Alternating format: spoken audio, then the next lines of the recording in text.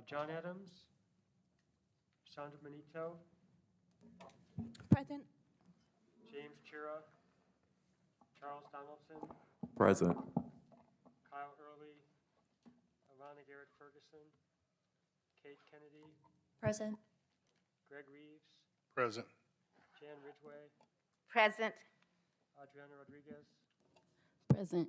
I am present, Terry Wang, and Sharina Zayed. Present. Okay. I know some members are running late, so they can jump in when they're ready. So now we'll move into the listening session. Is Shelley here? Okay. So facilitated by Shelley and Jason Goodrick.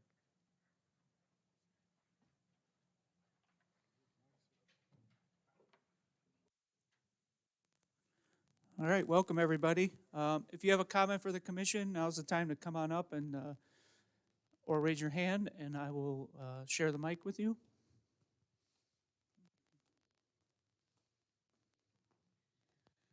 Hello, everybody. I am Samaria Rice. I am the mother of Tamir Rice. I was asked to come in and step in to lay my eyes on you all, to see you all in person, because I haven't had a chance to meet none of you all, so it's nice to meet y'all. Also, I wanted to let you all know that this civilian oversight is much needed across the country, in every community across the country, and the reason it's here is because of the death of our loved ones. I've been hearing some disturbing things about the commission, just a little bit. And what I want to say that, there will be no alliances formed here. This is for you all to make sure y'all educate yourself about the policing in Cuyahoga County and how important that, you all should take this very seriously. And as I'm not going to stay long because I have to go, but I was asked to come in and step in. Also, with Jason Goodrich and Shelley, they not going nowhere. They have the skills. They have the knowledge. They are the reason why we was able to put the language together. So from my understanding, it was some talk about getting rid of them. We're not going to allow it. So I'm just to let y'all know. Whatever we got to do, we got to get back and get the community involved. That's what we going to do. But they not going nowhere, just to let y'all know. Okay? So y'all have a good meeting tonight. And if anybody needs to contact me, Black Lives Matter, these two right here in the front know how to get in contact with me directly. So do Mr. C know how to get in contact with me directly and things of that nature. So it was a pleasure. Thank you. Thank you, Jason. Thank you, Ms. Rice. Thank you for coming. Whoever wants to comment next? Hey, good evening, everybody. Good to see you all here. Real quick, I was just going to say that one of the things that has been noticed is that there have been, like in the recent past, statements made to the media, and those statements made to the media have not necessarily aligned with what's going on or what's been transpiring. Statements in the media have been along the lines of, we need to be moving on, we need to get this process going so that the commission can do the necessary work. I'm in agreement with that. But the things that have dysfunctionally been happening here are not making that possible. So I'm just hoping, and just looking at you all, really, this personal stuff, this bringing agendas from outside and bringing them in here, this ain't the place for it. Please, let's get on with the necessary work. Things happen. We definitely need informed and experienced people to continue to be involved with this, because I'm sorry, there's a reason why you're independent. You're independent because the city's going to want to act in what is in the best interest of the city. When you understand that, you will understand, truly understand that, then you'll understand that they definitely want you to make mistakes. You're going to have some hiccups. Those hiccups should be the only things that stall you.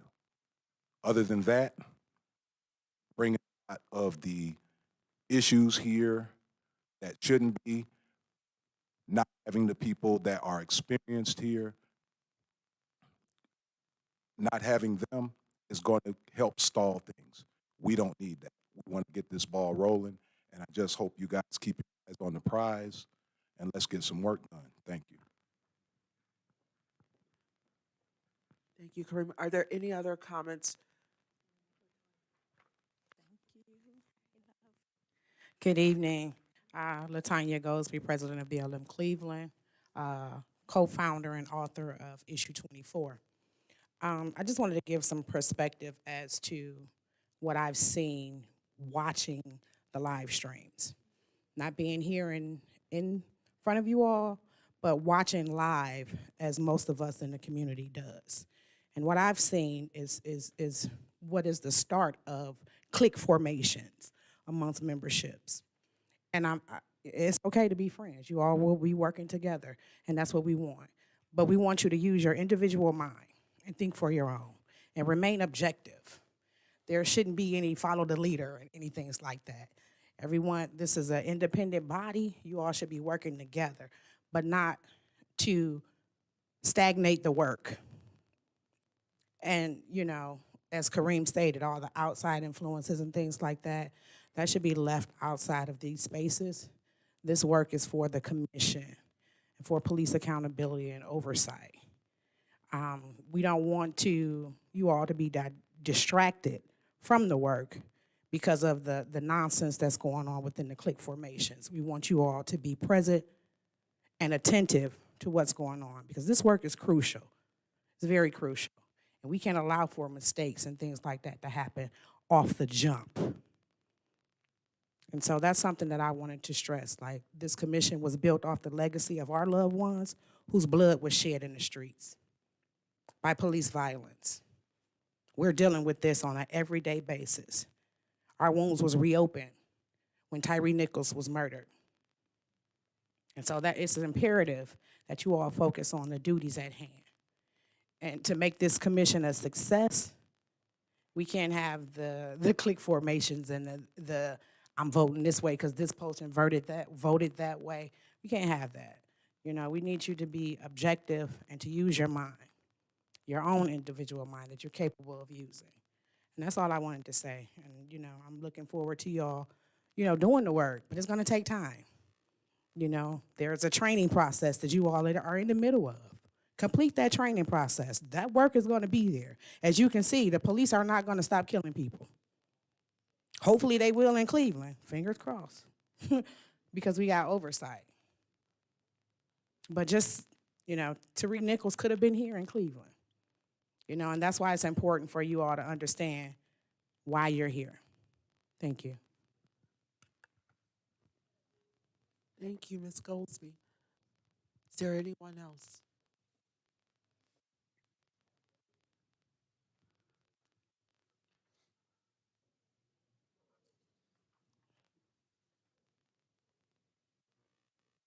Okay, if there's no one else, then we'll have Councilman Joe Jones, councilperson of Ward 1, come and give us some remarks.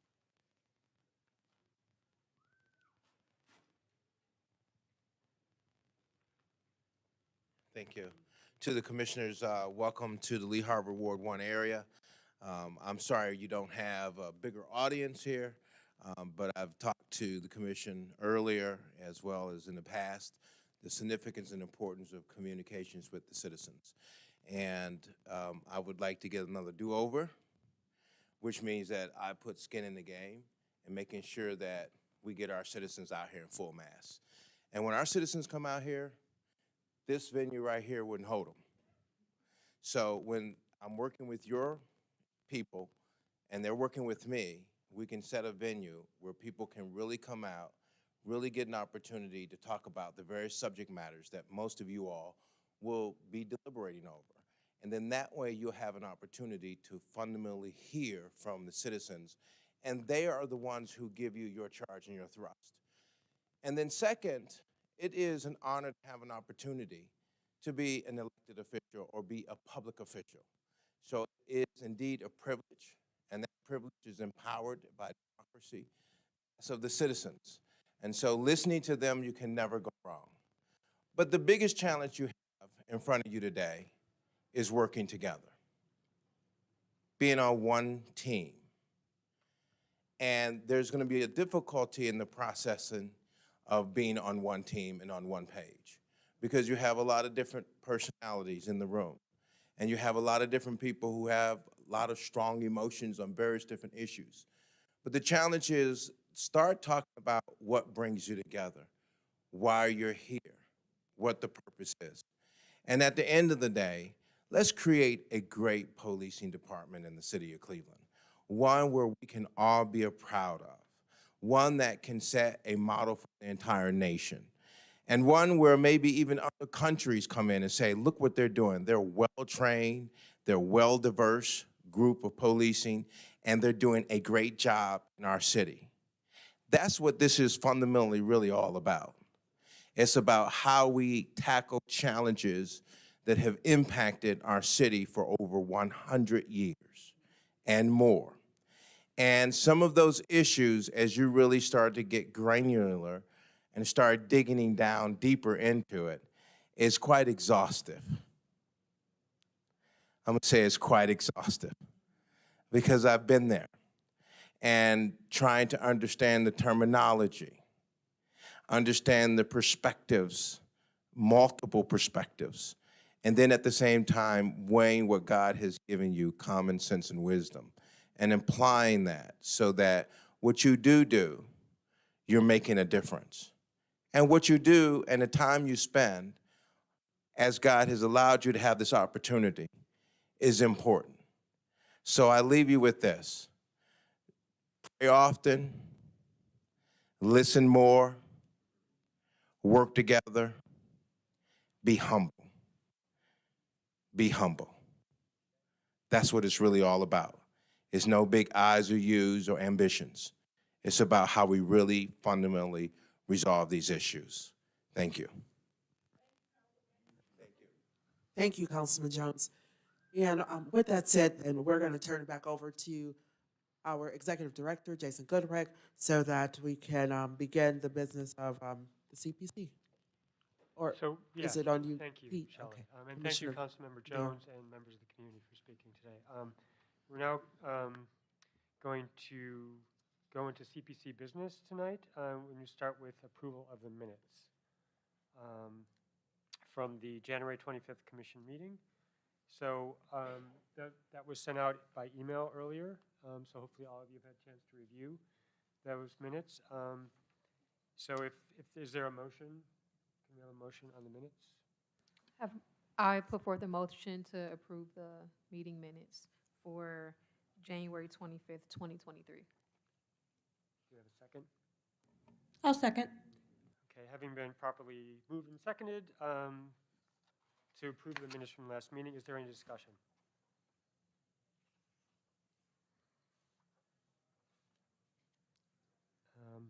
I do have one point, very minor point, that Kareem Hinton's name was spelled incorrectly, so it was Hinton, and I think it's Hinton, correct? So that was just one thing I wanted to note when I read through it. Any further discussion? So we'll now move to vote on the minutes. All in favor of approving the minutes, please say aye. Aye. Aye. Aye. Should we do roll call? Okay, sure.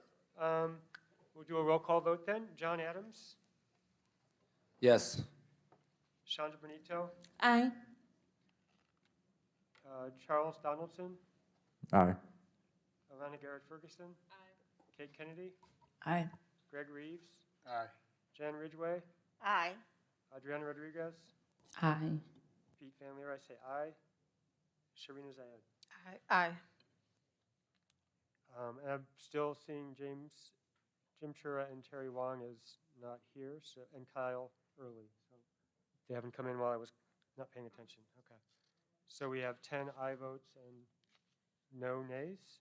So the minutes from last meeting are thereby approved. Okay. Next on the agenda, we have committee reports. So the floor is now open for committee reports. I understand that the training committee does not have a report today. Is that correct? No. Oh, I thought somebody. Yeah, we met yesterday. Maybe it was the rules committee. Okay. So who is the chair of the training committee? The training committee was co-chaired yesterday by myself and Kyle Early. And so we had 3 takeaways from yesterday's meeting. One is that the most paramount is that we decided, based on the discussion we had and some of the advice we were getting from the ethics officer, Delonte Spencer, is to have a mandatory training next week around ethics and sunshine laws, since we have been having so many meetings and we have not been properly trained. We will have that next Wednesday at the CPC office from 6 to 8. If people are not able to make it, it will be recorded. It will be also live streamed. And then you will be required to come into the office, because we want accountability, and watch it at the office if you are unable to make it, because we do know it is last minute, but that is next week. So that was the first thing. The second thing was we voted and moved a motion, and I think we probably have to move that to motion of further with the full commission, was that we added 4 topics to the training schedule that we approved in the training committee. And so those 4 topics were media training, training about transformative and restorative justice, and third and fourth was that we wanted to make sure we also talked to the Hispanic police organization and Black Shield, because both of those unions were missing from the training schedule that we were given. And so I think that's it. Did I miss anything from yesterday, guys? Yes, the 15th. Yep. That is the 15th. That's next Wednesday. So those were the items that came out of the training committee. I think the one that we probably, if people want to discuss, is if you have questions about those 4 topics that we added to the training schedule. Does anyone? Okay. Hey, Alana, can you I'm just, sorry. 6 to 8? no, I was just gonna say, can you just repeat the 4 again? Yes. And I think, so it's probably 3, because I counted 4 with the 2 unions. So we want to make sure, having a conversation with the Hispanic Police Organization and Black Shield. We want media training, and the media training, we also want to include protocols around speaking to the media, around us as communicating as commissioners when media reaches out, how we want to alert each other. And the last one is a transformative and restorative justice training. Thank you. Oh, and the last thing was in regards to the trainings was I think you guys have seen what was given to us as a sample of trainings we should have. What we also decided was we would like if people could email us if they had thoughts around other people or organizations that they would like to do a training, so that if it's someone we have to pay, we can do cost of sharing. But if it's like someone knows that there's a professor at one of the local colleges who wants to train on one of those, on search and seizure, for example, let us know via email whether or not that's an idea that you have, if there's someone who would want to do pro bono, if there's an organization that that will want to come in and do one of the trainings as well.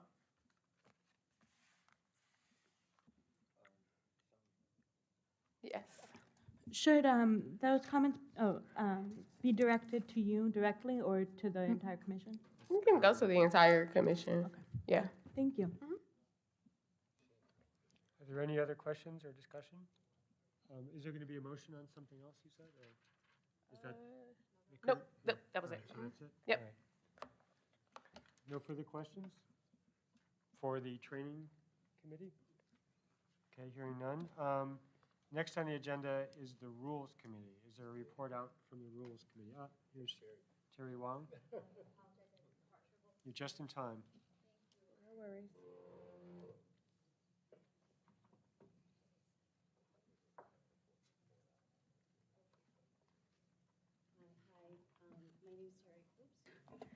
My name is Terry Wong. I was selected as the chair of the Rules Committee, and we just have a brief report. We went through the first part of the rules, and we had a very productive meeting with some small changes.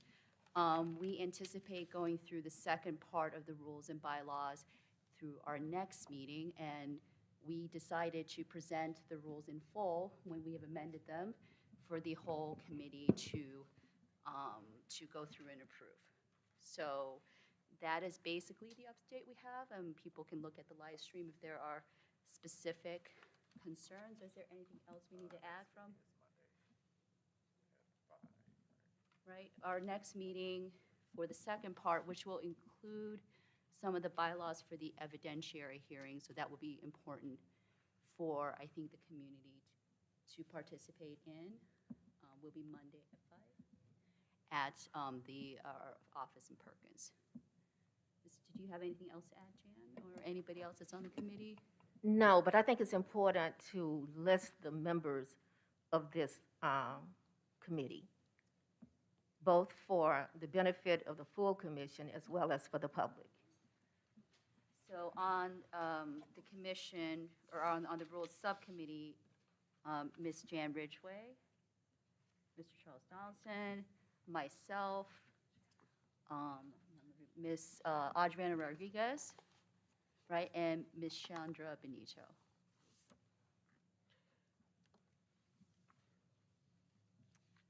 So did either one of you have anything to add, Adriana or Chandra, about our meeting? Alana, do you have something to add? Oh, I was gonna say, do you, Ms. Ridgway, would it help if we all, when we did our committee reports, said who's on those committees? Yes, I think it's important for the benefit of the commissioners themselves, but also for the benefit of the public. Gotcha, Yes. okay, so just backtracking a little bit. So from yesterday's meeting, the co-chairs were myself and Cal Early, and the members were Greg Reeves, James Chura, who was absent, and Sharina Zayed.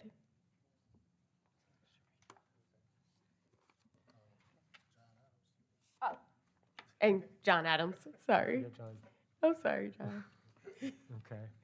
All right. Well, thank you, Alana. Are there other questions or discussion on the Rules Committee report out?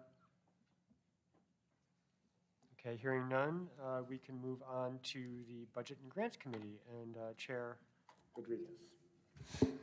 Thank you for joining us today. I bring greetings on behalf of the Budget and Grant Committee. I will start by providing a quick overview of the budget to help reduce the number of questions and expedite the process.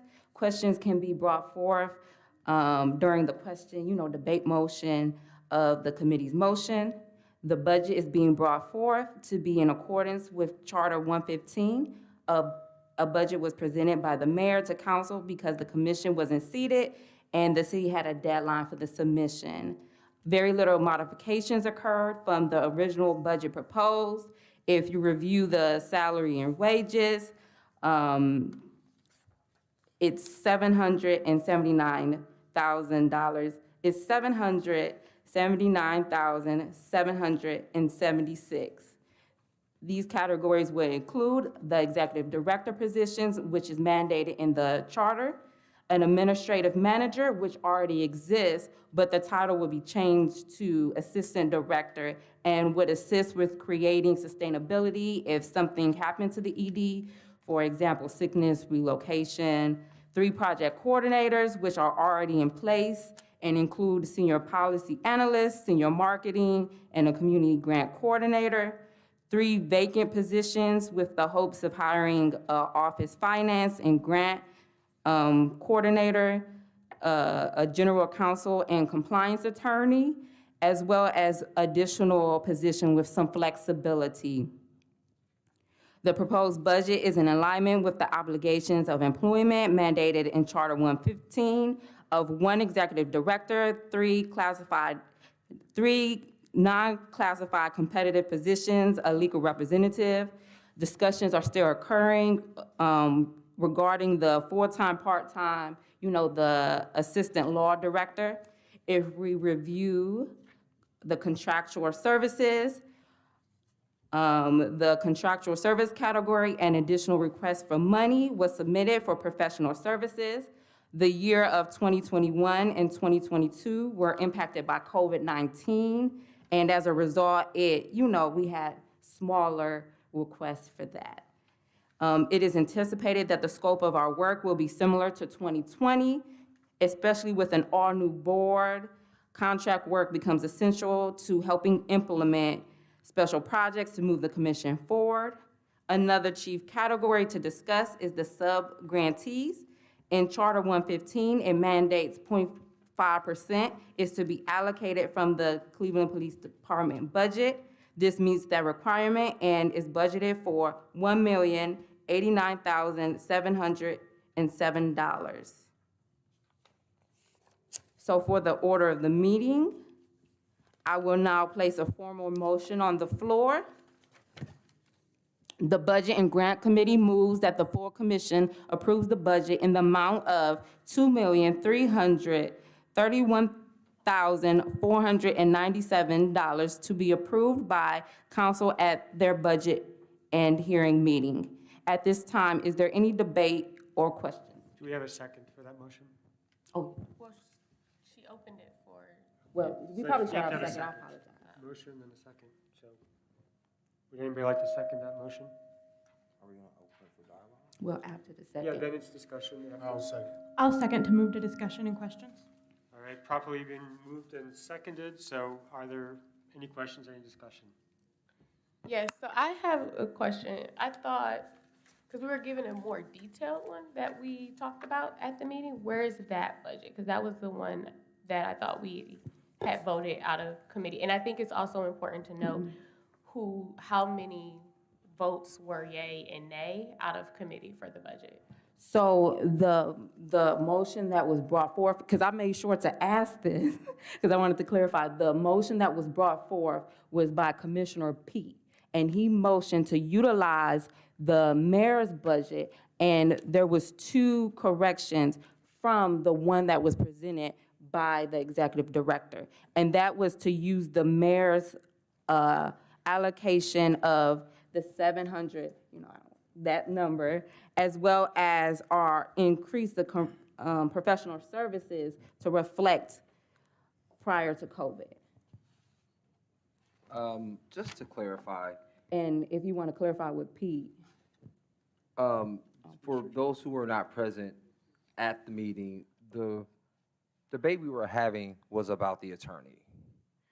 We couldn't figure out where to place the attorney.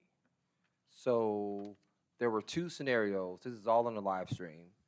But our dilemma was we didn't know if we wanted to have a full-time attorney as like a general counsel, or if we wanted to allocate the funds for the attorney into professional services in a contractual place where we may be able to hire a specialist if we need one, or if we thought about maybe a law firm, but we also thought that, we want to be responsible with the funds. So we kind of went back and forth about the attorney, because if we hire an attorney who was in the budget that was part-time, that would mean that we would also be obligated to pay benefits. So we weren't sure if we wanted to do an actual full-time, well, not full-time, it was a part-time position, but it would have required us to pay benefits. So what the committee decided, with some direction from Delonte, Spencer Thomas from the mayor's office, we were informed that we would have the support of the council from the mayor's office, that in the charter, the city representation is obligated to help us legally.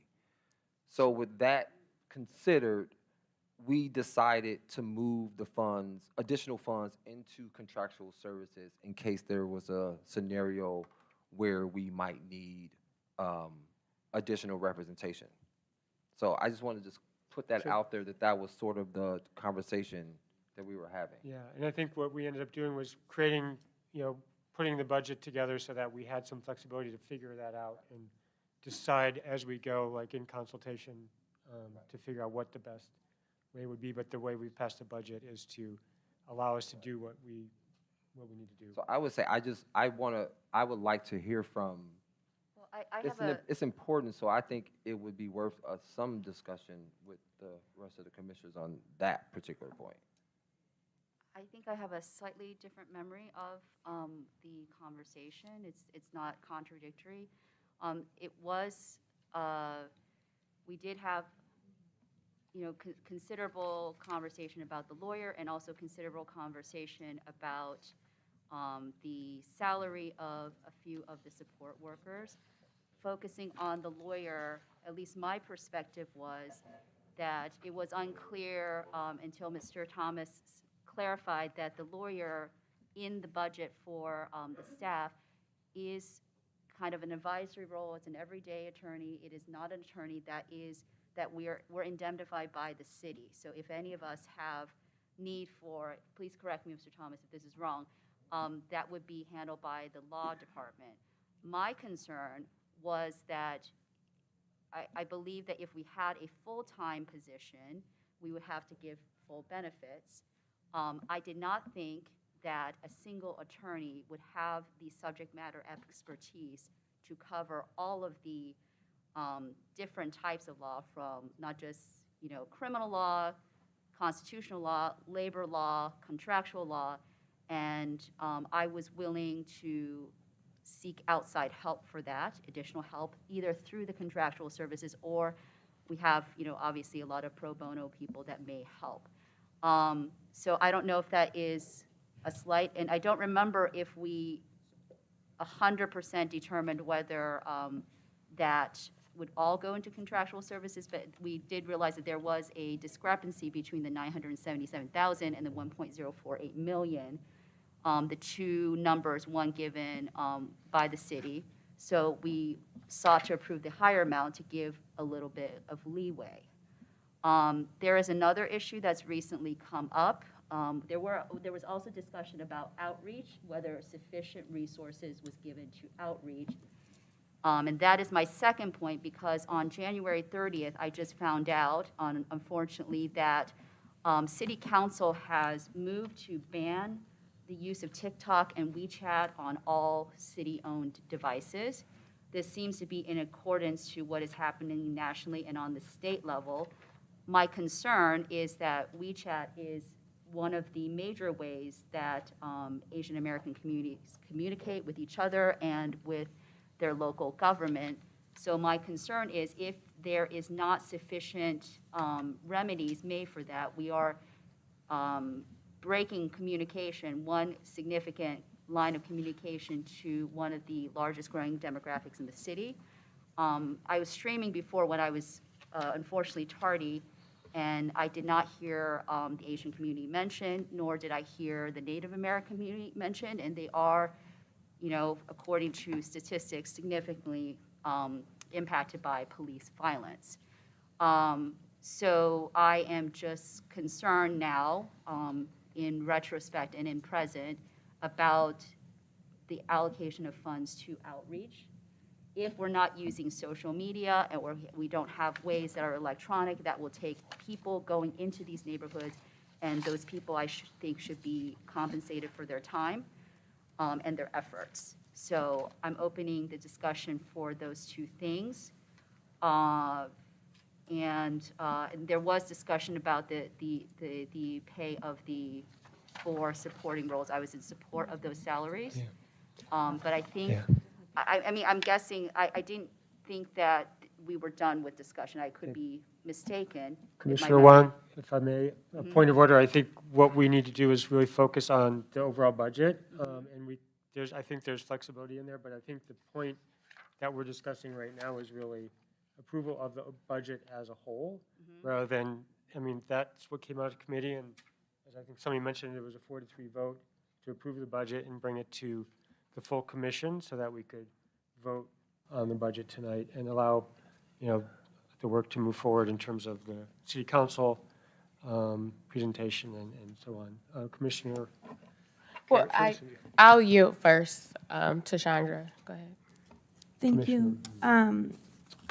Chairperson, I just wanted to ask a clarification question, make sure I'm understanding, and I guess I'll direct that to Chair Rodriguez, or Chair of the Committee Rodriguez.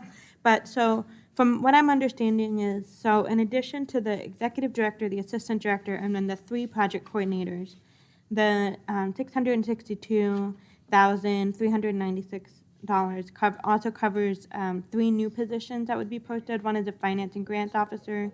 One is kind of an additional position that has some flexibility.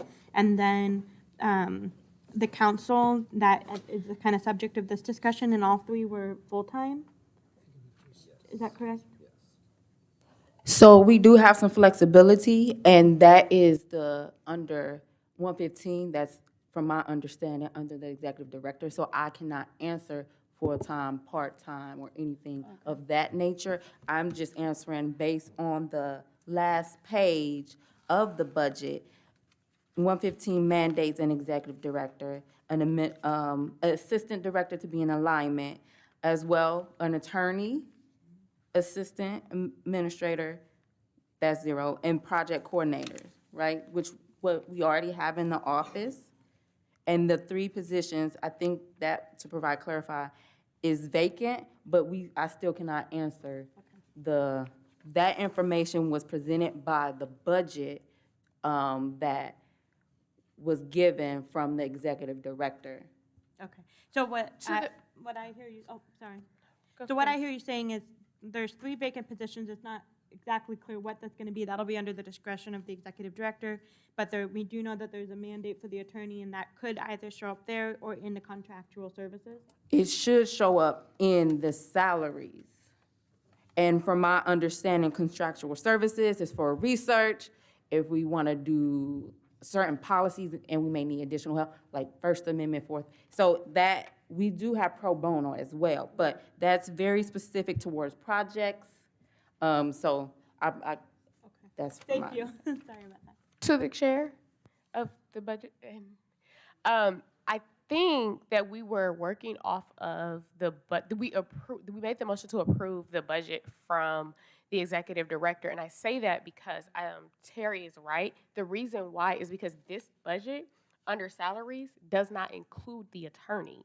The other budget is the one that includes the $977,000. We did approve the one with the higher amount so that we could have flexibility, because under this budget we cannot afford. Commissioner Ferguson, I asked this specific reason because I wanted to ensure. So the attorney, this just means that it's vacant and that we do have an attorney, but that it's not filled right now at this specific time. So this is including the attorney in this budget. This salary amount does not include that. Yes, this does. Okay, So, good point of order. I think it might be good for interim executive director Goodrick to respond and provide detail. So at committee, we were asked to compose, take the city's number, which is $779,786, which included an attorney, right?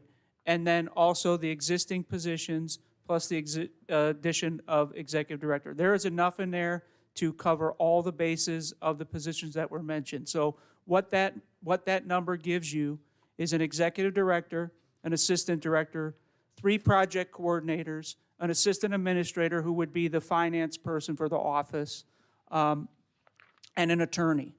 You have more than enough money to do all of those positions. That was what the complement that went into this is.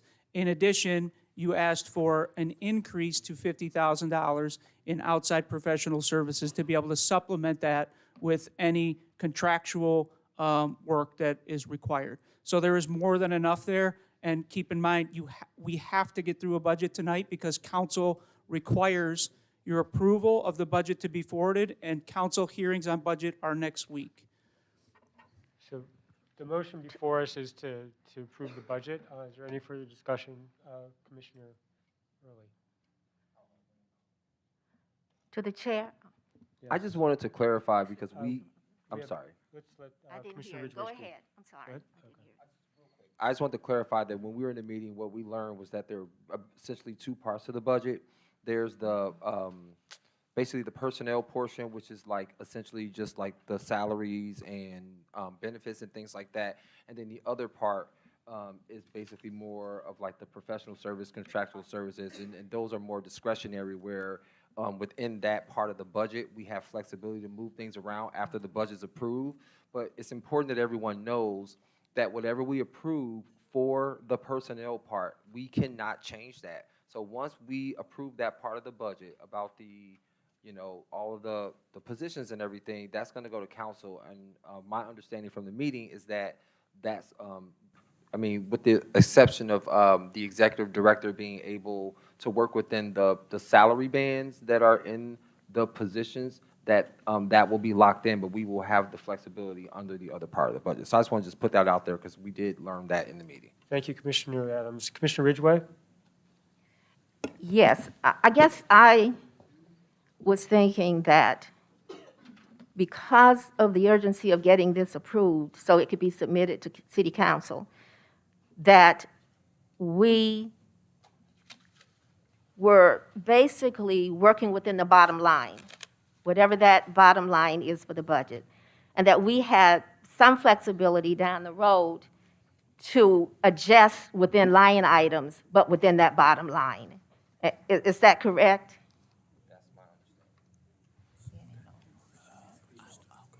Chair? Would you like me to comment on that? Yes, please. So you have a 21% increase in the budget before you from the bottom line.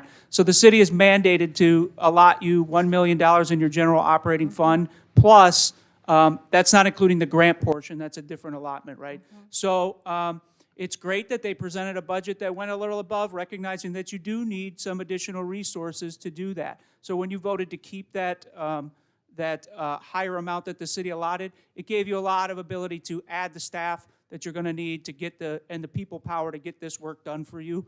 Yeah, it's above the floor what the city presented for you, and so that's great that you're recognizing and accepting that higher amount to get the job done. Chief Delente.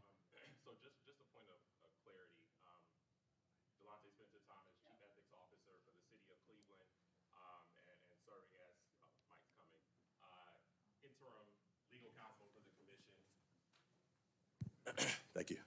So just a couple points of clarity. So what Commissioner Adams mentioned is partially correct in that, and this goes to Commissioner Ridgway's point as well, that there are two numbers that are essentially solid. That's your personnel budget and your operating budget. So things can potentially be flexible within personnel and they can be flexible within operating. But what you cannot do is take money from operating and move it to personnel and vice versa, right? And so the call to the question is correct in that what you're essentially being asked to vote and approve are those numbers, right? So whether there can be some flexibility within those sections, right? You have the discretion to be able to do that.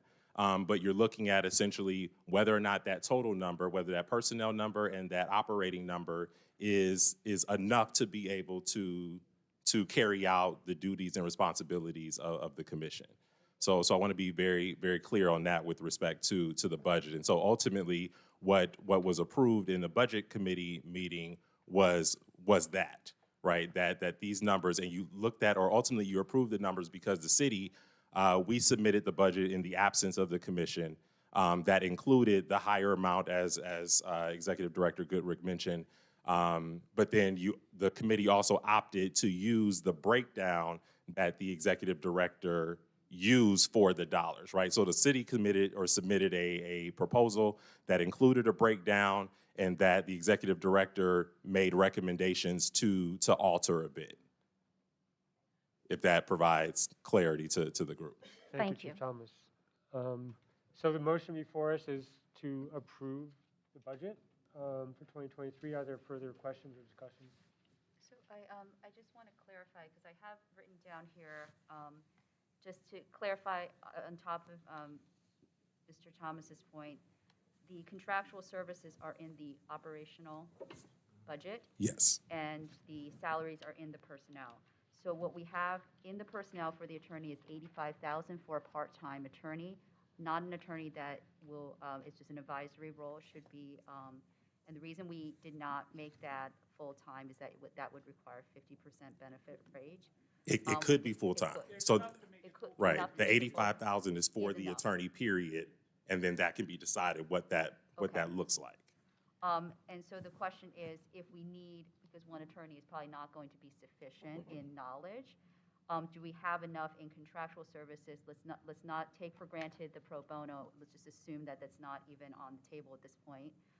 So the contractual services, I have written down 55,000, but I also wrote down plus 17,000 from the 30,000. So what was the amount that we had agreed to for the contractual services? 50,000 was the average, so we agreed to the average. 50,000. And could you clarify, it says surveys, consultants, training, special investigations. I was fine with this before until I, saw, to my earlier point about the limits on social media that may impact, I think, a lot of communities. Do we have any clarification on that? Or if other, I think in that meeting with City Council, it was mentioned that multiple social media platforms could be limited. So that would increase the need for manpower in reaching out to the community at that point. Do we need to reserve more for the outreach to the community in the contractual services? So we're all the way, we're, by the time this starts moving forward and we get those positions filled, we'll have plenty of money with that allotment to get done what we need to get done. If we reassess, we'll come into budget for next year, and then we'll have more information on what exactly we'll need.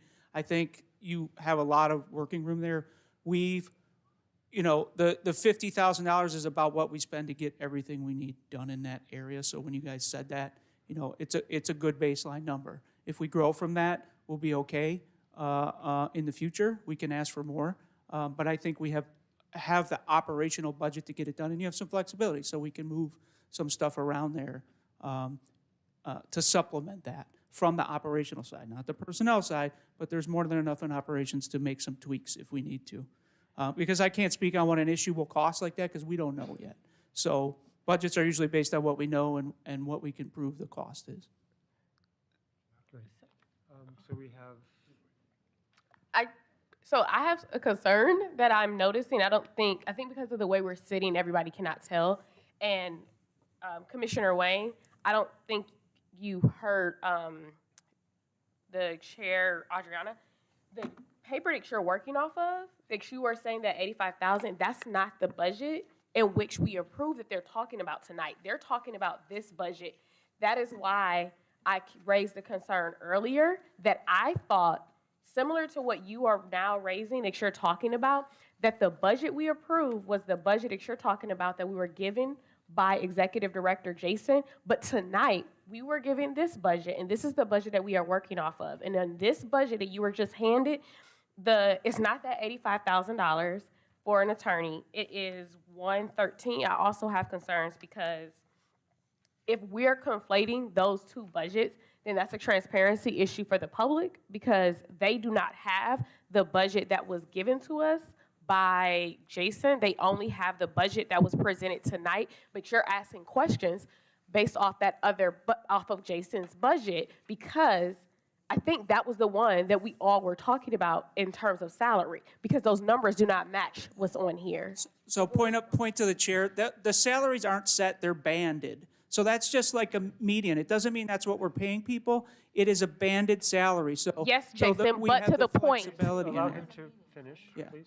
Yeah. And so that was a planning document, and what we did was follow the motion that was made by the Budget Committee. The motion was to consolidate that into what is the official budget document you're looking at. So planning documents are part of every process.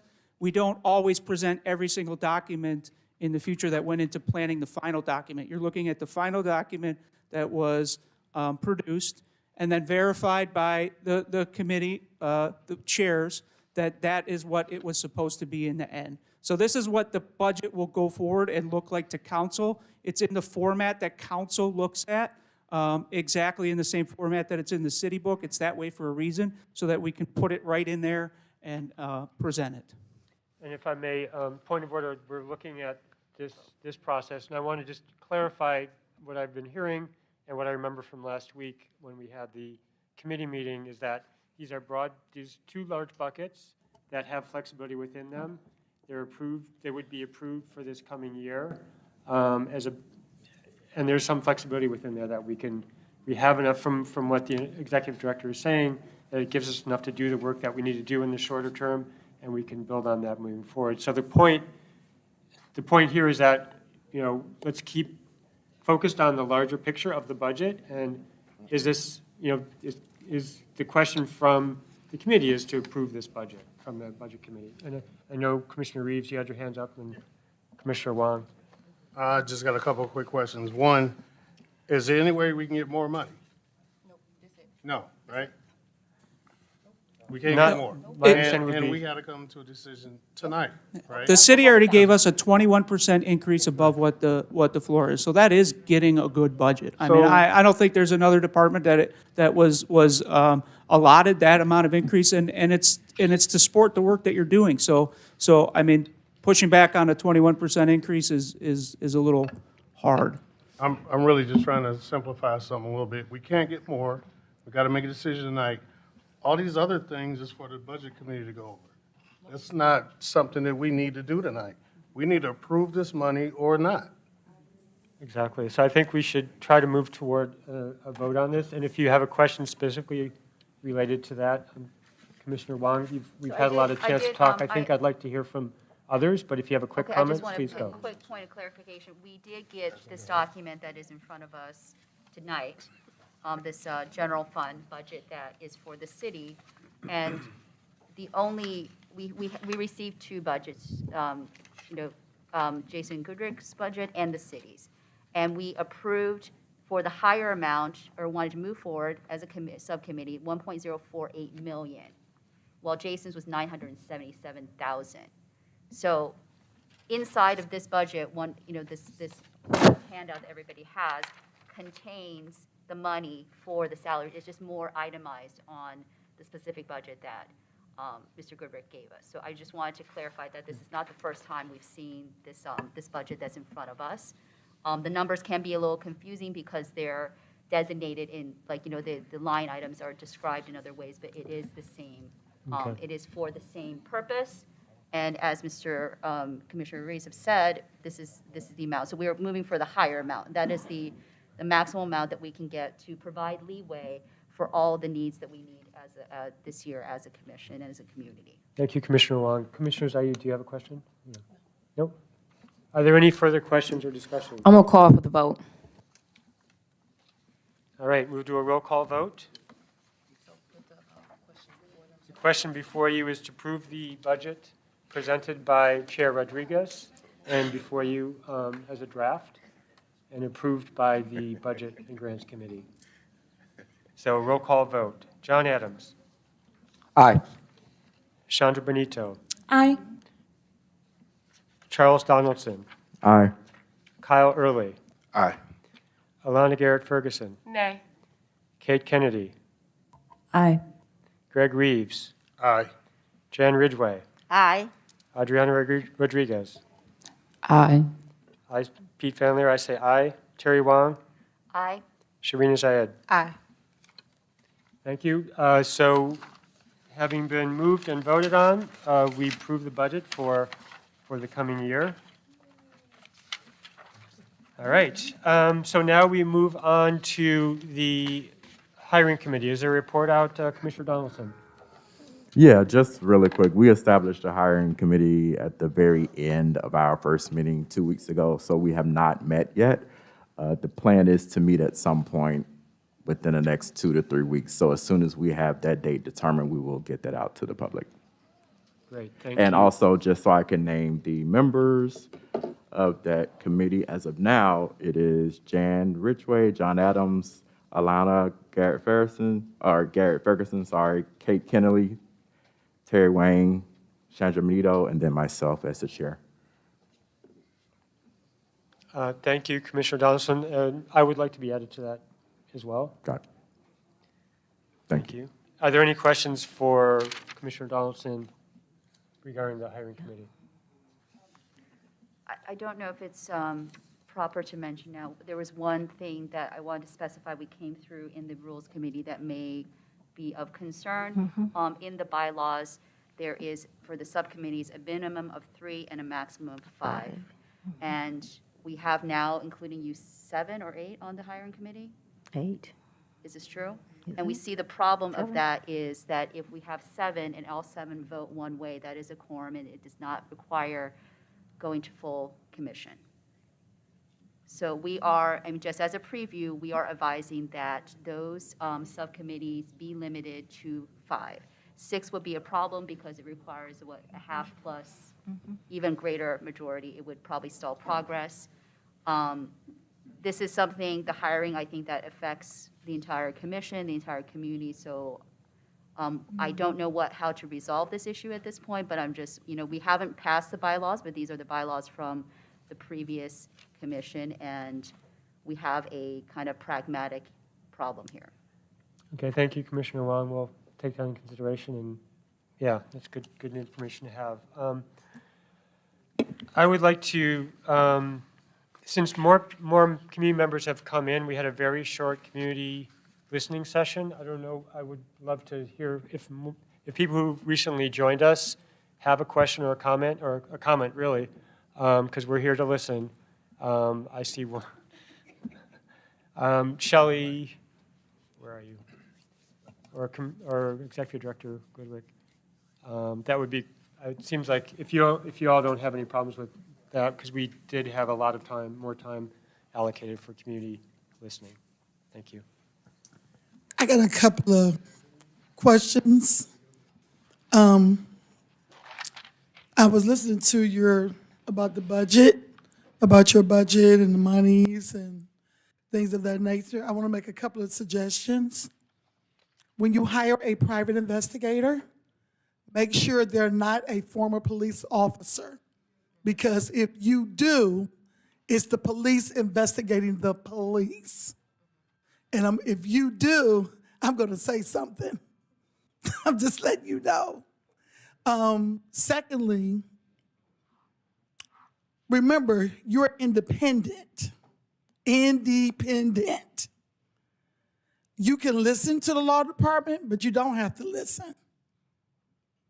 And I will be glad when you get a lawyer, and make sure you get a lawyer that's dogmatic, that don't care about the city, because that's what you're going to need. Because if you get sued by the union, which they're waiting, they're going to have some tough lawyers. I work with the legal profession, and I work with about 20 of them. And I'm just telling you. So I'm just giving you a suggestion. I can't tell you what to do, but I'm just being honest with you. You're independent. You can listen to the law department. You can listen to my buddy back there, Mr. Delonte. I like Delonte, but Delonte worked for the city.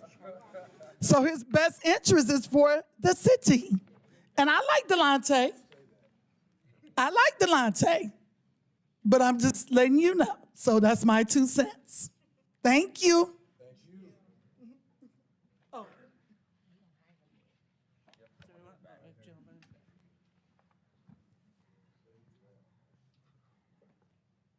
Good evening. My name is Calvin Reed. I'm a precinct committee person in Precinct N, Ward 2. And I just have a quick question. If something were to happen tonight, and you wake up with the police officers killing a young man, a young woman, whoever, tonight, how prepared are you to put an action plan in tomorrow afternoon?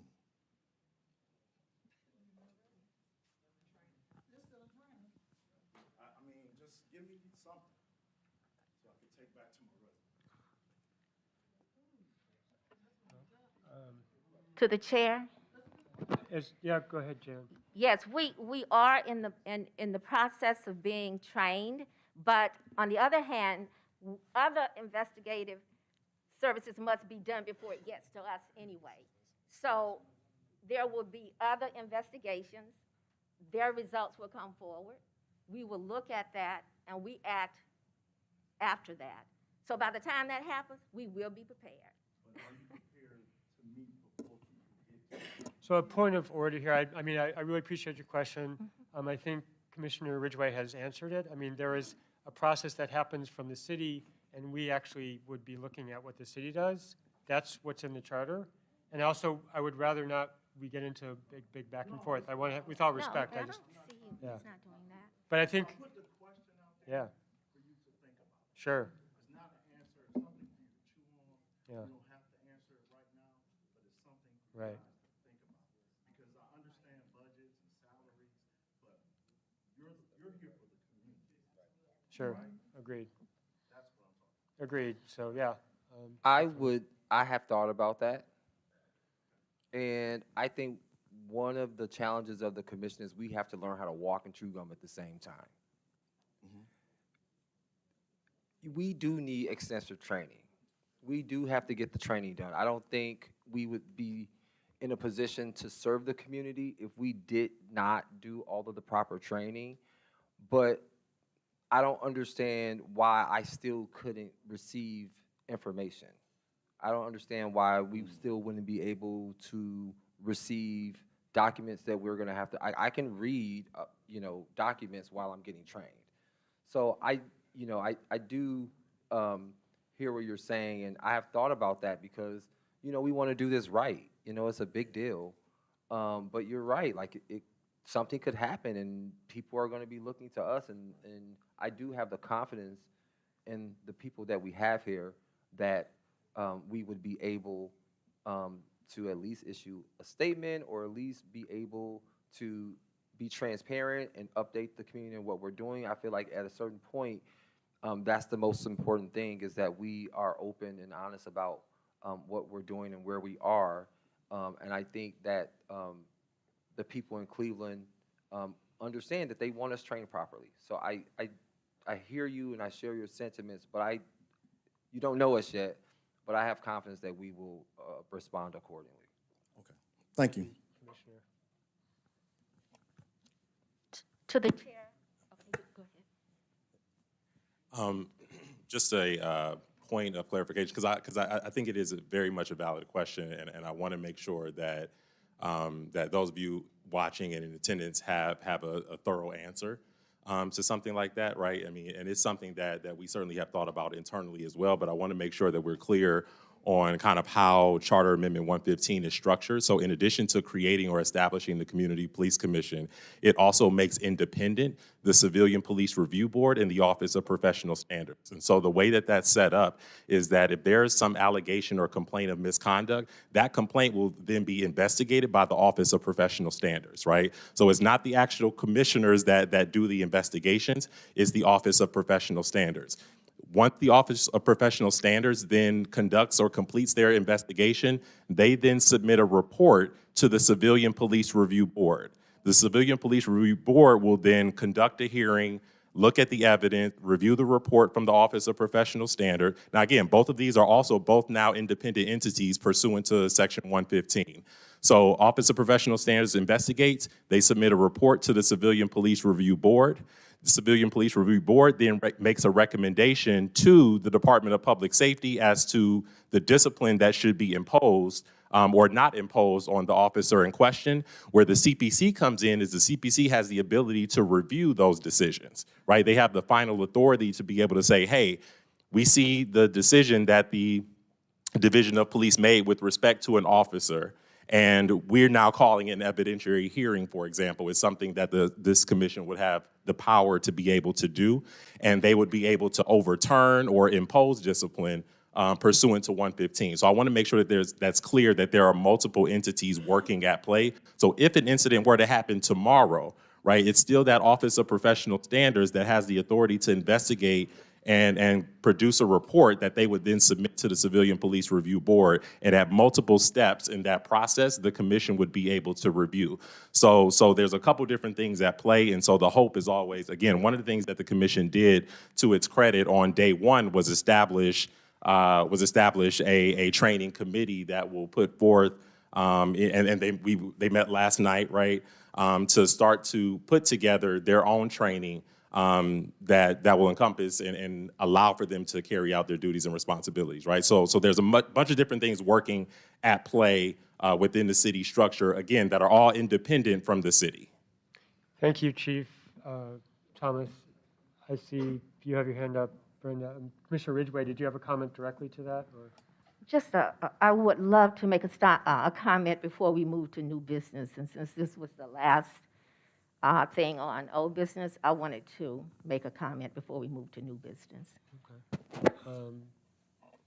Very well. Okay. I want to say that this is only the full commission's second meeting. We have had some committee meetings. I would ask our community, our residents, our public to extend us grace as we began to do this work. I think that there's so much that we need to know that we don't have time to deal with the superfluous stuff. And this was all part of what came out in the public comments. And I know we're not obliged to respond to those comments tonight. We could have done them in writing, but almost every comment spoke to what has happened or is happening on this commission. And I think we need to respond. I believe that our purpose is that consent decree. Our purpose is to reform the police department in order to make our community safer, our residents safer. That should be our purpose. We don't have time to deal with the superfluous stuff that would divide us, that will prevent us from doing the work that needs to be done. We need to deal with fact, not fiction. We need to be transparent and not have hidden agendas. We need to work with sound investigative practices, not accusatory innuendos. We need to deal with logic and not emotion. And while some of that has come up, I think that we can self-correct. I think that we have an amazing group of commissioners sitting at this table. I think we bring an amazing amount of experience to this commission. And my hope is that we will move forward as we were selected to do, not to deal with the superfluous stuff that can derail us and take us away from the work that we should be doing. And I would love for that to go in the record because I said it. I don't want to come back. I said it, okay? And so I think it also means that as commissioners, we need to take our work seriously. We need to not deal with things that could possibly derail us, but also lose the credibility and the trust of the community that we are accountable for. We may be accountable for the police, but you all are accountable. I mean, we are accountable to you as residents. And we need to maintain the trust. We need to maintain or develop it and then maintain the trust, the credibility of the people we are here to work for. So I wanted to say that before we move to new business. And I just want to put all of us on notice that we have a responsibility to do what we have been selected to do. Thank you, Commissioner Ridgway. Is there, okay. I see one, Brenda Bickerstaff, and Rosie Palfy, if you'd like to make comment, Ms. Bickerstaff. Mike's coming up. Okay, I'm gonna just say this real quick. What the question he asked is a good question, but maybe among yourselves, you need to ask, if a shooting happened right now, when we walked out of this door, what would you do? Even though our friend Delonte is made some suggestions. We're talking about your independence. You gotta think on your feet. Think fast, quick, and smart. Y'all gonna love me when this is over. All right. Thank you very much. Ms. Palfy, do you have a question or a comment? Hi, thank you. My name is Rosie Palfy. I'm a member of the City of Cleveland Mental Health Response Advisory Committee.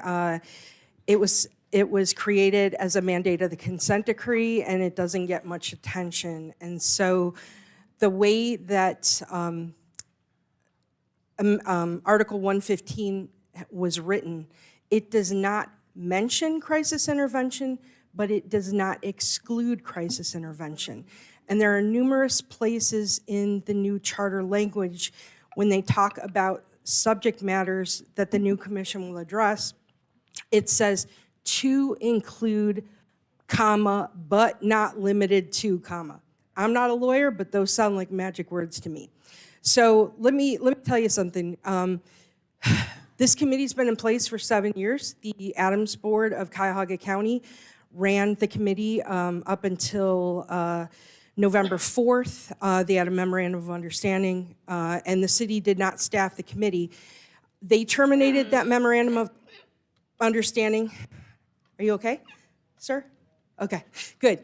They terminated that memorandum of understanding in early November, and we were not told if the committee was disbanded or not, but we got an email from the health director from the city in early January, and we were told that he's going to chair this committee.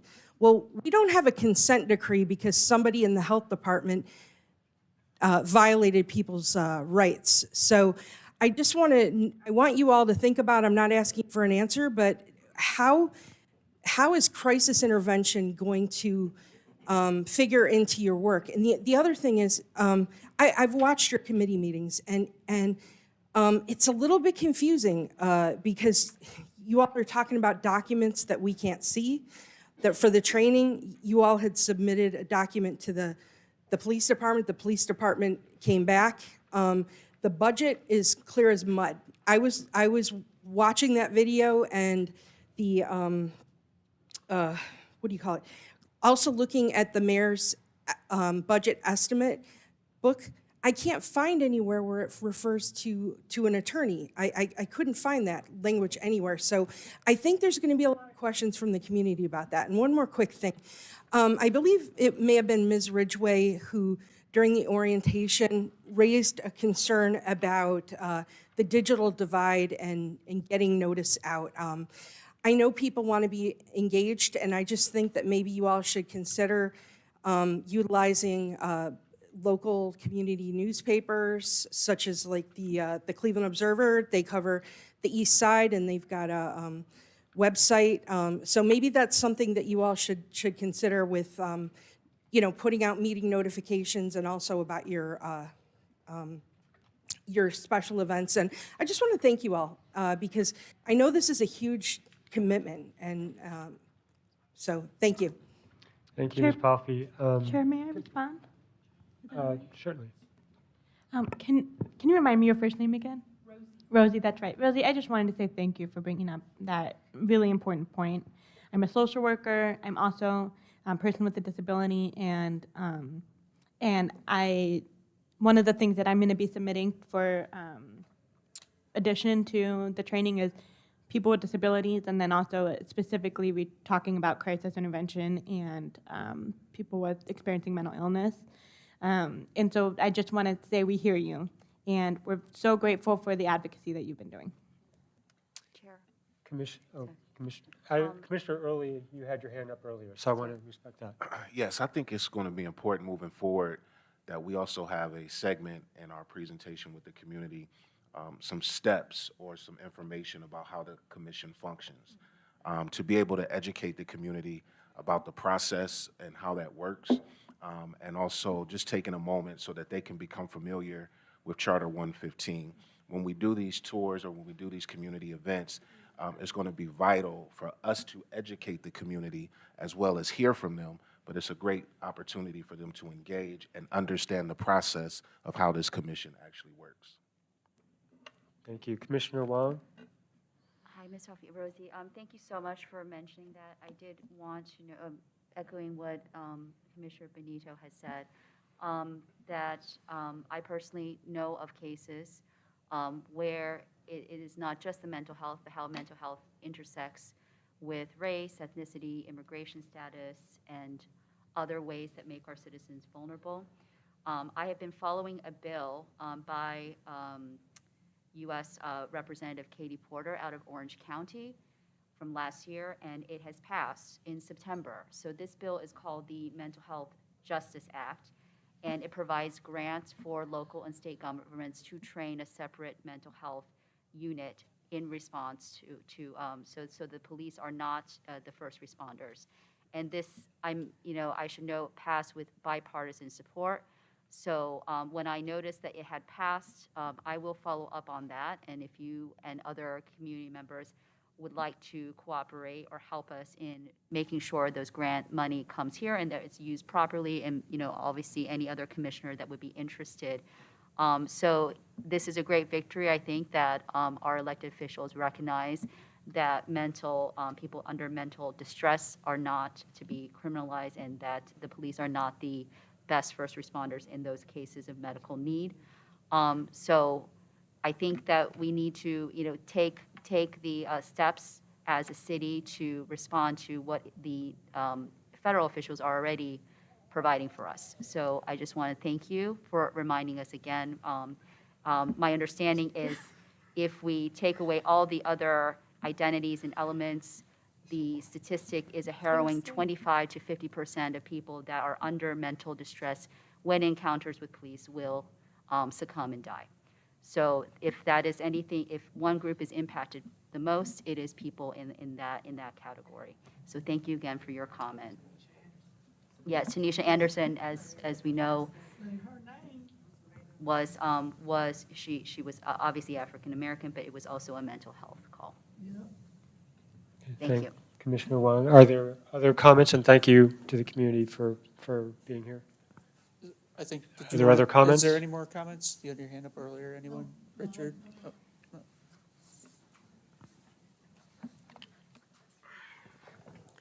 Good evening, everybody. I'm Lou. Hi. I really welcome all of you to be the first batch of the commissioner after issue 24 has been successfully showing that community needs huge help. The work will be tremendously heavy. Some of the challenges, I'm not sure if you have seen them coming, but I believe Alicia there, Tanya there, and even myself, Rosie Pelfey, we have seen them coming for way before last year or way before 2021. Lots of the situation you have heard. It's very important for you to also be educated throughout these listening sessions. So I wish we would have more of that constantly, because lots of people are afraid of speaking up because they will be retaliated. Not necessarily directly arrested by police or anything, not anything like that. But in each neighborhood, you have bullies. They are the one having certain connections to put you in trouble. Sure, at the same time, there are people in each neighborhood who have no fears to speak up. This is the reason why I wish you do not stop with only around 6 months of listening session with a broader time in your meeting to accept public comments.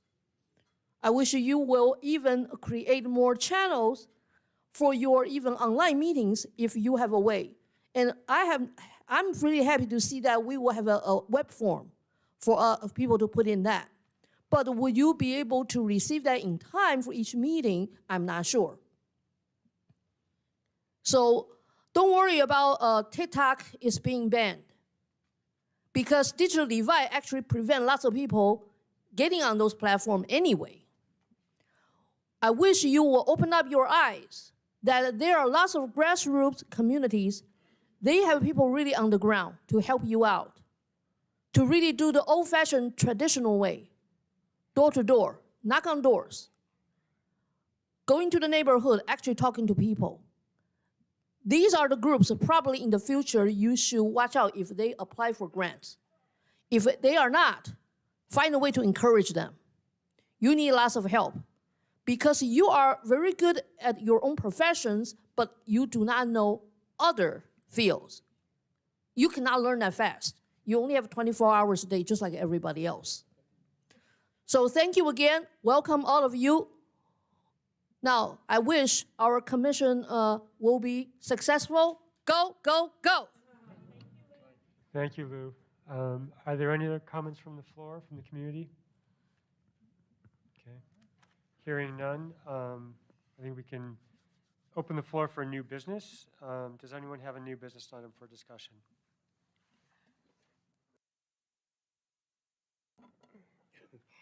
So, I believe it was last week during one of our meetings where it came out that we had not made a statement in regards to the killing of Tyree Nichols.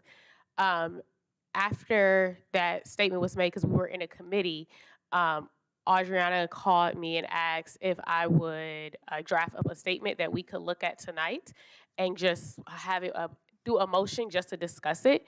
After that, John Adams, yesterday I mentioned it in committee, he offered to help me with it. So I did email it to everyone. I know most people did not see it, so I did bring physical copies of that statement that I'm gonna pass out. And then I'm just gonna make a motion that we are able to discuss it. It is in no way, shape, form the final thing at all. I would love everyone's input. But just because of time and looking at we have been the only entity in the city of Cleveland that has not made a statement, just put it together with John and myself. So I will pass it out, and if anyone wants to second that motion. I second.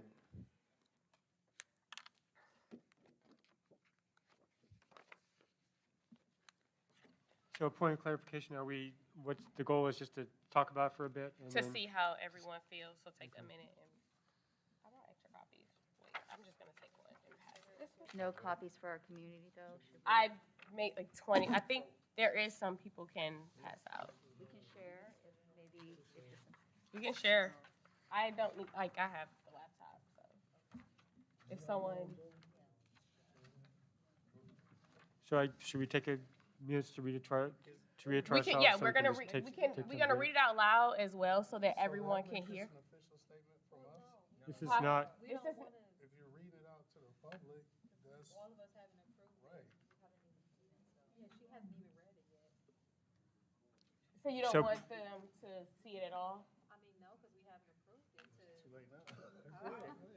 Okay, someone asked, was there extra copies for community, so I thought that maybe you wanted. I think the point of order, I think, like, it's a public document at this point. I think the question at hand is whether we read it out loud, because that would, from my perspective, would imply that this is a statement that we're all in agreement with, and I think at this point, we haven't read it. A lot of us Gotcha. haven't Okay, read so it, we won't read it out loud. So we won't read it out loud, that's fine. No, I don't think we, I unless gotta we're, say something real quick. I personally was opposed to making a statement. And this doesn't represent me. I've never read it. I didn't have any input in it. It wasn't put before the full commission. So I'm just opposed to it right now. You want me to tell you why?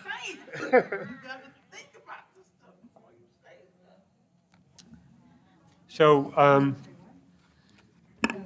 yeah, So- go ahead. So this was never intended to be reflective of like everyone. It was, again, we noticed that we are the only entity, so like the Civilian Police Review Board, all the other entities, and they are also independent under Charter 115, has made a statement in regards to Tyree Nichols.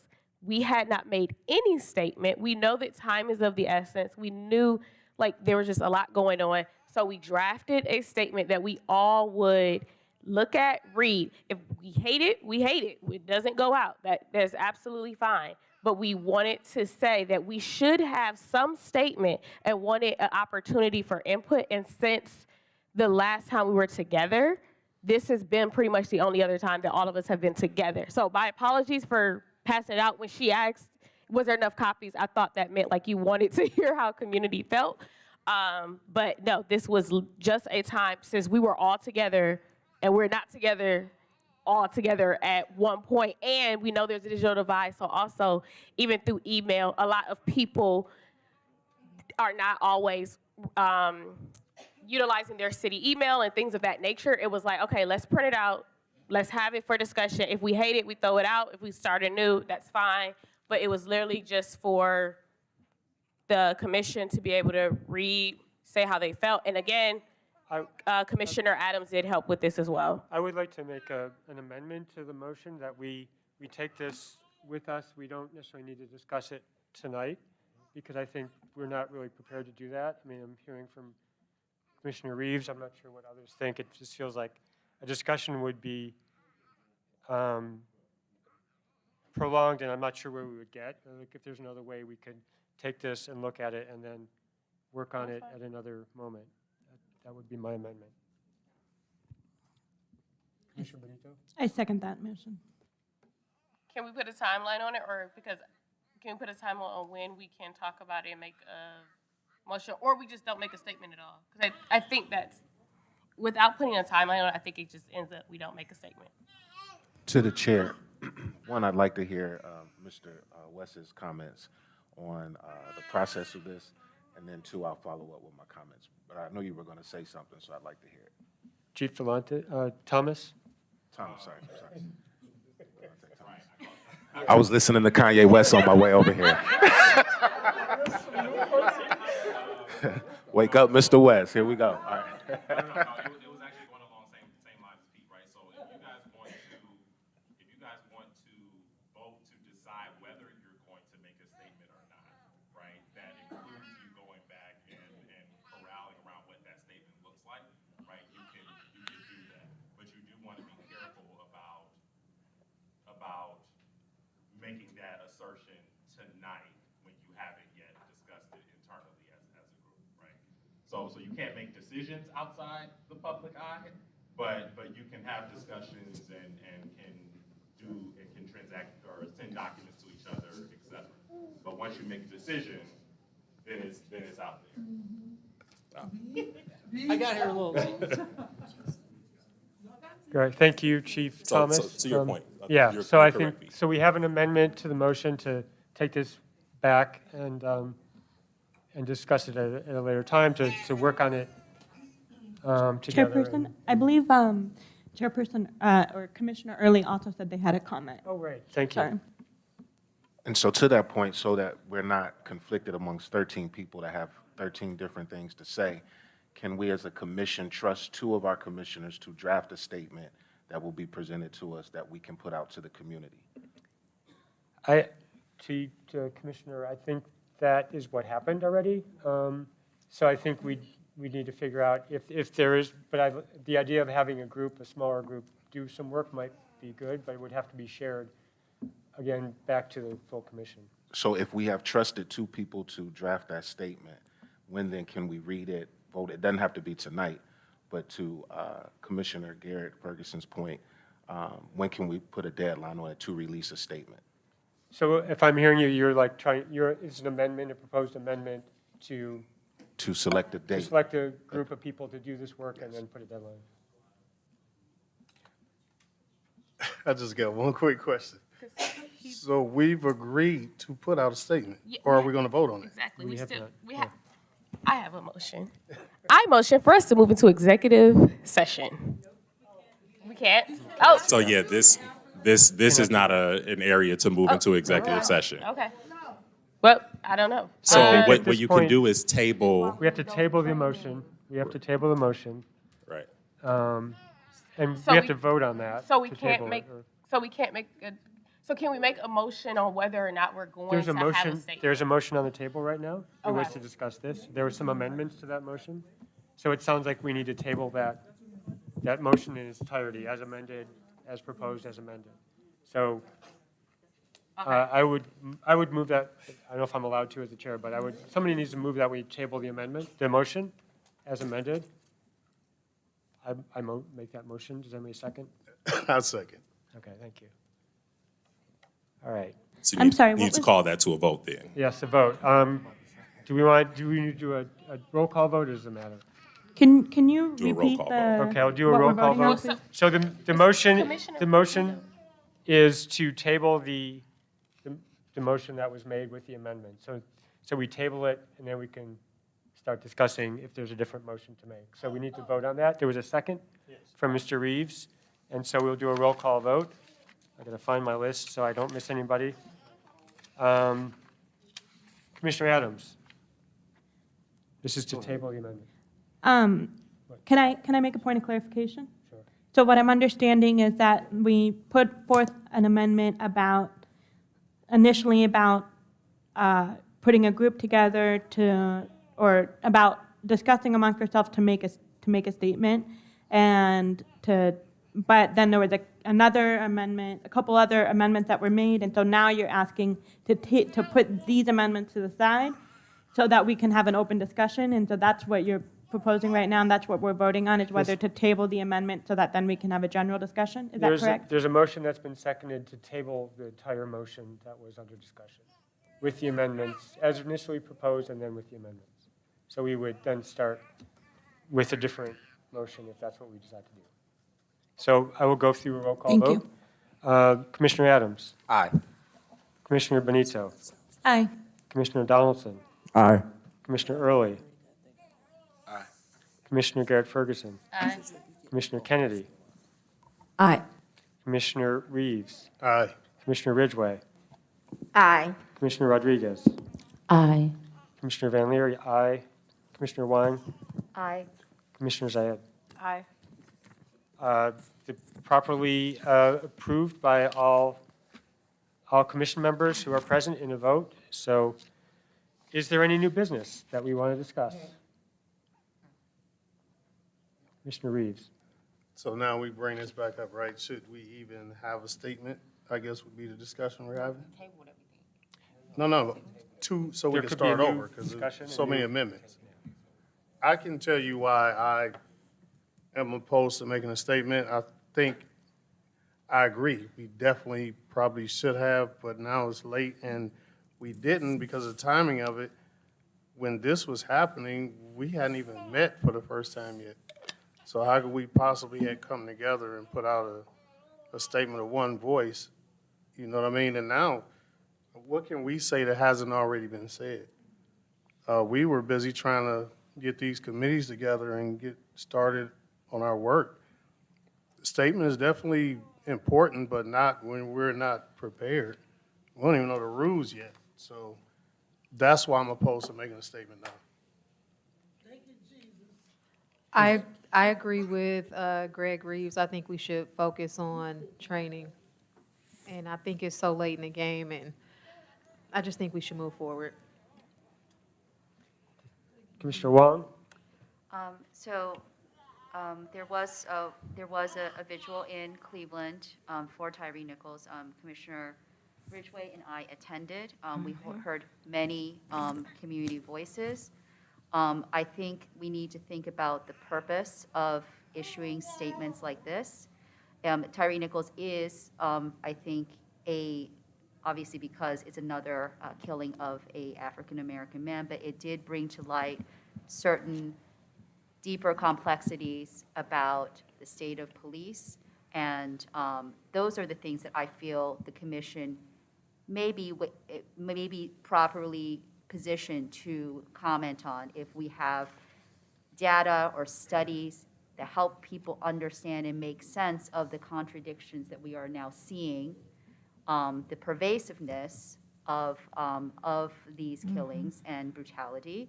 That I think would be appropriate. So I feel we need to first orient ourselves as to the purpose of a statement, because I don't know. To me, listening to all, not just people that are in more proximity to that type of danger, but to hear the families of people who have lost loved ones, 93 families in Cleveland.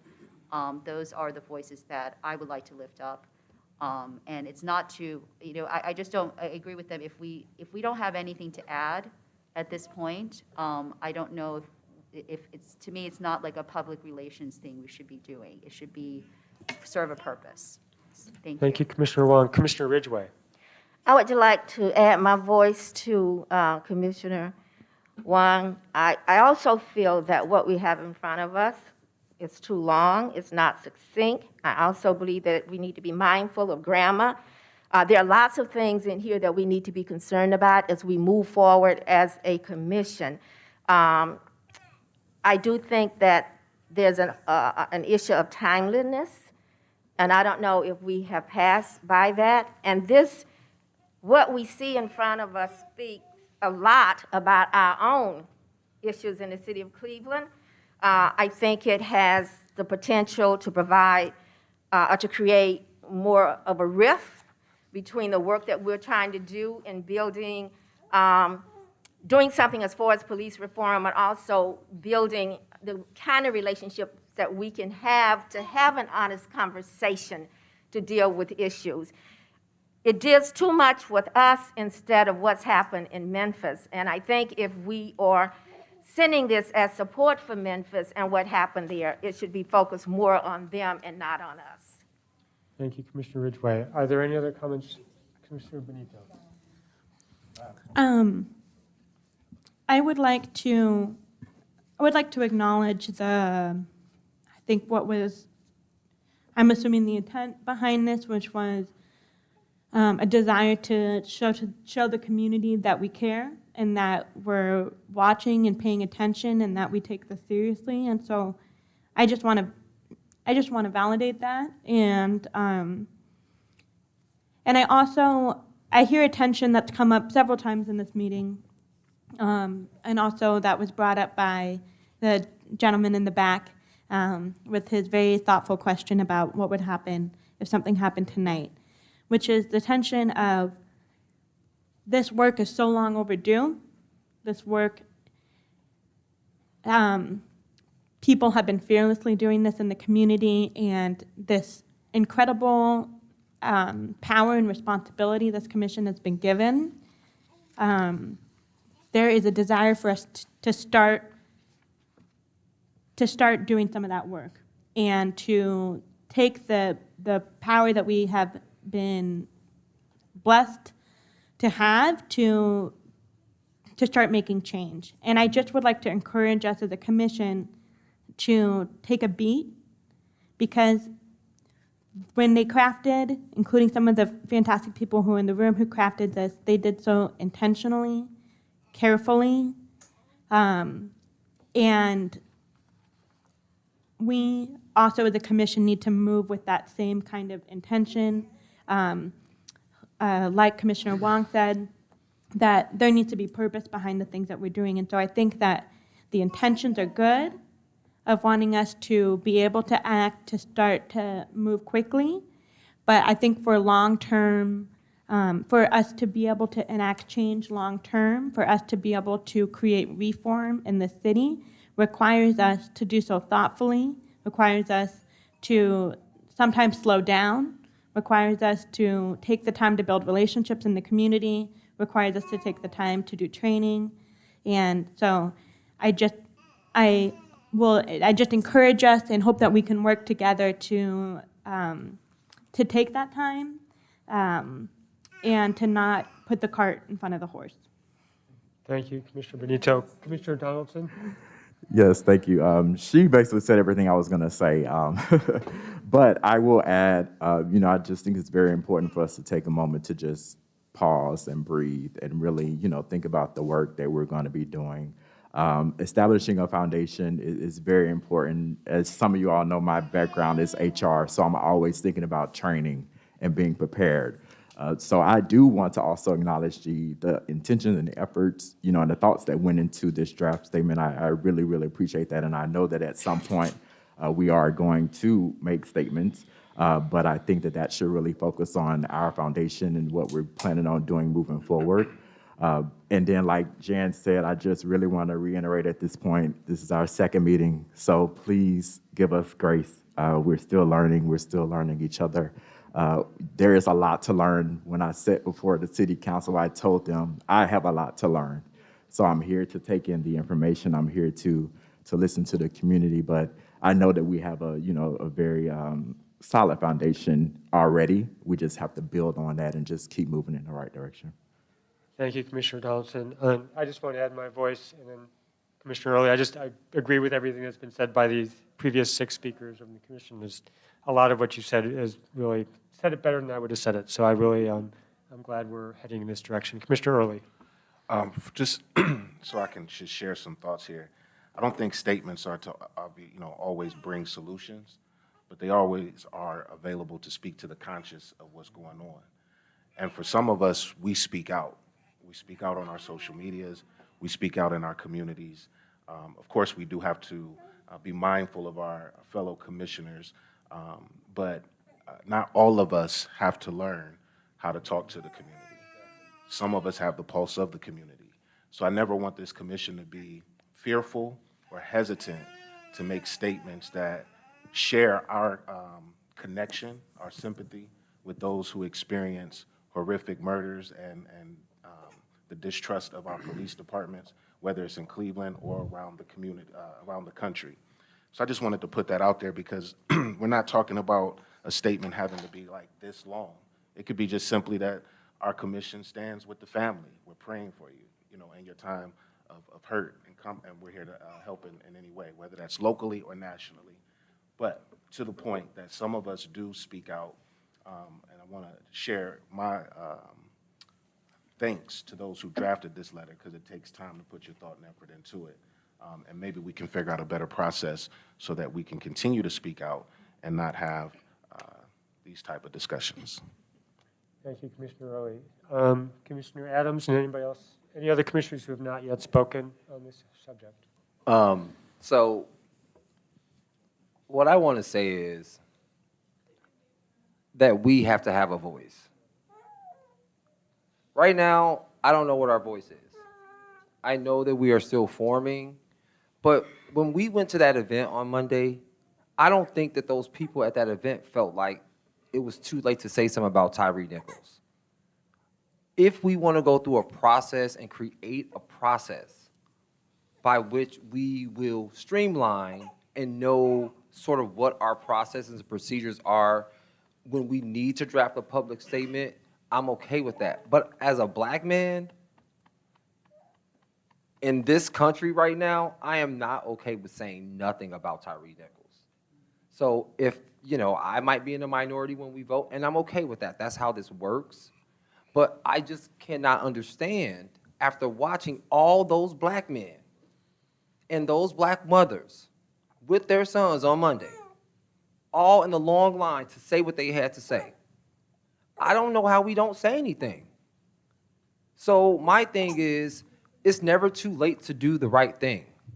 I agree that maybe this is an opportunity, so maybe one of the things that comes out of this is one of the things that we prioritize or that we add to the docket of things that we have to figure out is what is our process for making public statements. But I am going to go on the record and say, I think we would be wrong to say nothing about Tyre Nichols. I'm okay with revising, shortening, whatever the other commissioners want to do, but our intention was to have a voice for our commission. I mean, we just had 5 black police officers in Memphis, another black city like Cleveland.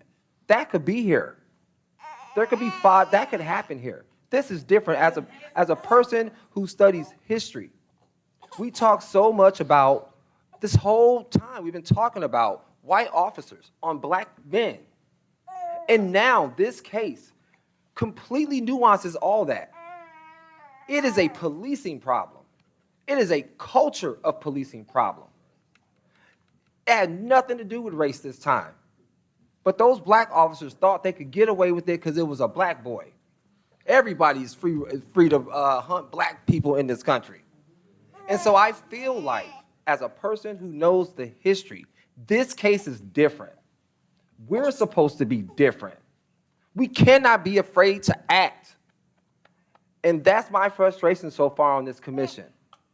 I understand. Like I said, we got to walk and chew gum. We're walking, but we ain't chewing gum.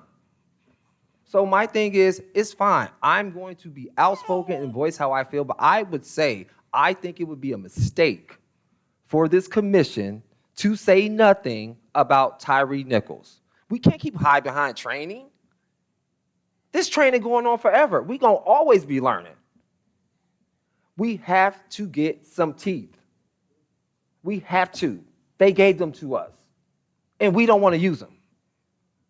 I understand it's a lot of moving parts, but we have got to get ourselves in a position like this man asked us. We're going to have to act. We just can't say, oh, sorry, been only 3 months of training. See us in 3 more months. Life ain't stopping in Cleveland, and these police are not stopping. So I can go along with the group about a process, figuring that out. But I'm going to say I am not okay with remaining silent on this case, which is changing the dialogue about how we talk about policing. This case has helped people see policing as a culture.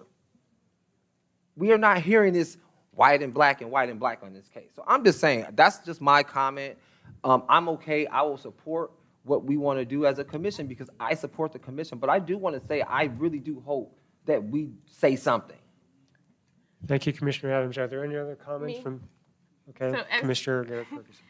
As someone who helped write this, I want to note just a few things because I think, and thank you, Shanita, for mentioning the intention behind it. It was never intended for one, it to be this like complete long, or for it to only encompass a few voices. But we wanted to put enough in there so that we could pick out and see, are there things that have not been said? There are things that we wrote in there that have not been said. We did make sure that it hit home. And one of the reasons why is because of what we saw on Monday, but also in understanding that with this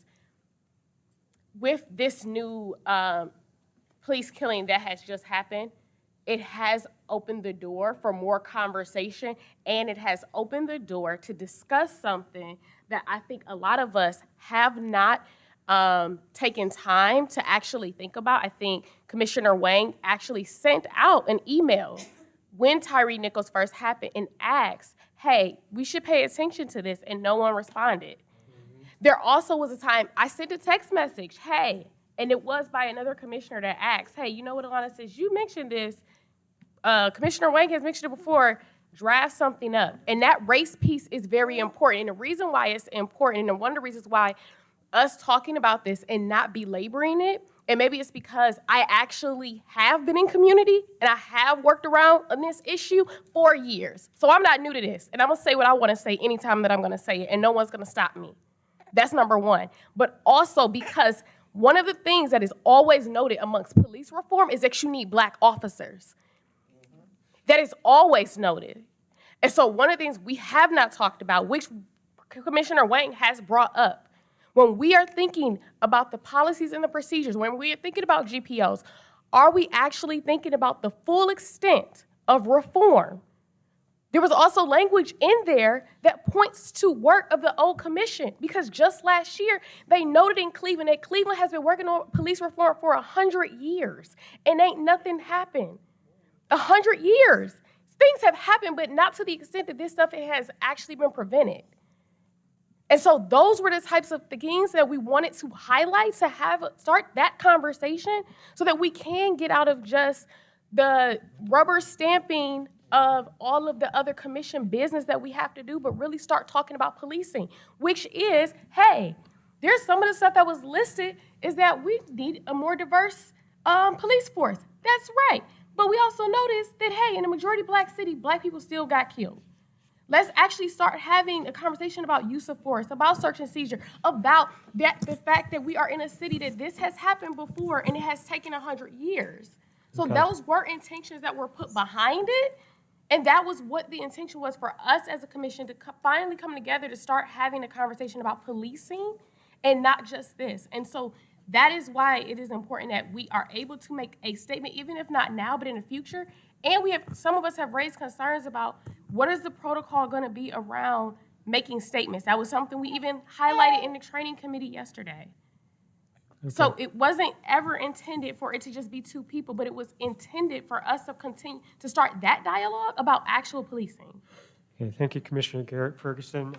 I would like to ask if the commissioners who haven't spoken have anything to add. If not, we need to move forward.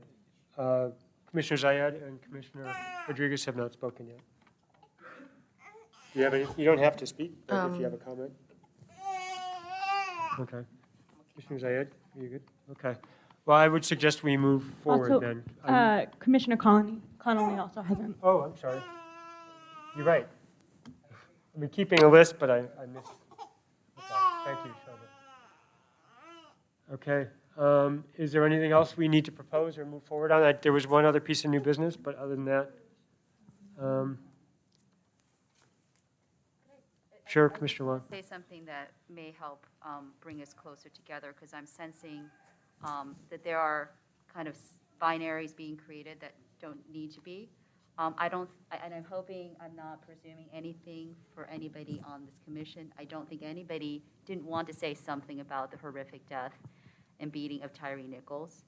I think the only suggestion from my perspective is that when someone's life is taken, and now unfortunately for everyone to see on camera, we have to make sure that that is not taken for granted at all. And the only way that it could ever, I mean, nothing is going to bring Mr. Nichols back. Nothing is going to change the pain and the injustice that his family feels. However, this is what I meant by the purpose. If our purpose is to, there are people in our community that, even in this room, that may not agree about what happened there, right? We see the same video. We see this, maybe the variable of race is removed, but the conclusions are still different. I am just suggesting that if we draft statements like this, that our purpose is to deepen the consciousness of our community members, bring them to a shared understanding. Because you're right, I have in the past actually experienced pushback for merely noting that white people do die at the hands of police too. And the numbers are, when I ask people, and the New Yorker has just, I understand obviously certain minorities are disproportionately affected, but the number may be surprising that more white people die. And we're certainly not going to explain, in this city, because it's majority African American, we may not confront this as much, but we're certainly not going to explain to the parents or family of a white person that has died at the hand of a police officer that they were statistically less likely, right? It's their family. Point of order here, Commissioner Wong. I mean, if there's a proposal that my we want to proposal is consider, that- then we should do that, but I think, yeah. Right, so my proposal is, my only concern about a statement like this is that we need to be more balanced, and this is an opportunity to deepen our understanding with not just Tyree's story, but what's happening all over the nation. We have many people in our community that do not have the time to, they know from their experience, right, from their common experience. But if we can fortify the conversation, I am just concerned about what we are adding to the conversation at this point, because I can see that a lot of the information here might be very familiar to me historically, but may be difficult for other people to accept. And we Okay. have to bring the entire community along. Thank you, Commissioner Wong. So I'm not hearing, I don't know that there's more discussion to be had. If there's not a concrete, like, this is our next step, we can take this up at another time. I propose that we continue the discussion, at a different time and move forward with our agenda. The one piece that I have in terms of new business would be to select a chair pro tem for the next meeting, who will work with the executive director to develop an agenda for the next meeting. That's what we planned last meeting, to appoint a new person at each meeting. So I would love to propose Commissioner Reeves, but yeah. I know that the our committee yesterday, the training committee, we had made some suggestions to add some training to the next meeting. So I know that we met yesterday, so we didn't really have a chance to talk to everyone, but we were gonna suggest that maybe like the Kyle or Alana, one of the co-chairs of the, or Greg, one of the people on the training committee could lead next, because it'll be easier. They wouldn't have to coordinate two people. Sure.